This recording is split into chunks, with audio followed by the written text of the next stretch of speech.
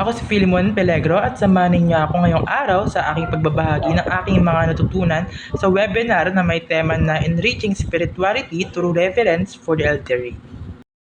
Sa webinar na Enriching Spirituality Through Reverence for the Elderly, isa sa mga mahalagang natutunan ko ay ang kahalagahan ng pag-aalaga sa mga nakakatanda. Ipinapakita nito ang pag-aalaga sa kanila ay hindi lamang isang responsibilidad, kundi isang espiritual na gawain na nagpapayaman sa ating buhay. Sa pamamagitan ng pang-aktibong pagtugon sa kanilang pangangailangan, pagbibigay ng karampatang suporta at respeto, at pagpaparamdam sa kanila ng pagmamahal at pagpapahalaga, tayo ay hindi lamang nagbibigay ng komportable at masayang buhay para sa kanila, kundi nagpapaunlad din ng ating sariling espiritualidad na dimension.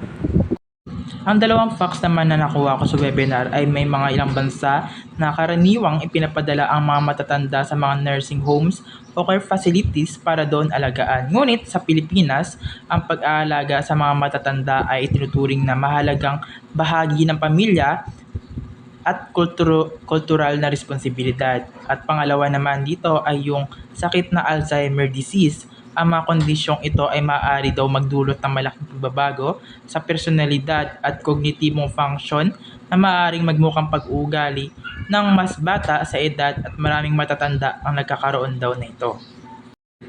Ang tatlong values naman na nakuha ko sa webinar ay ang kahalagaan ng respeto. Mahalaga ang pagrespeto sa mga nakakatanda dahil may marami silang alam at naranasan na pwede nating matutunan. Pangalawa na rin dito yung pagbibigay alaga, no? Ang pag-aalaga sa mga matatanda ay nagtuturo sa atin na magbigay ng tulong nang walang hinihinging kapalit.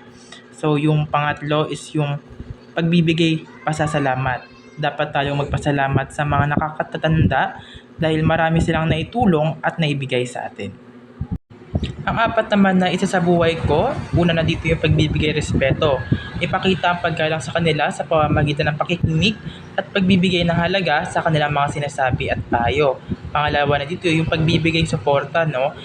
Tulungan sila sa kanilang emosyon at spiritual na pangangailangan katulad ng pagdarasal kasama nila. Pangatlo yung pagpapalaga sa kanilang karunungan sa pamamagitan ng paghingi ng gabay sa kanila at matuto mula sa kanilang mga karanasan.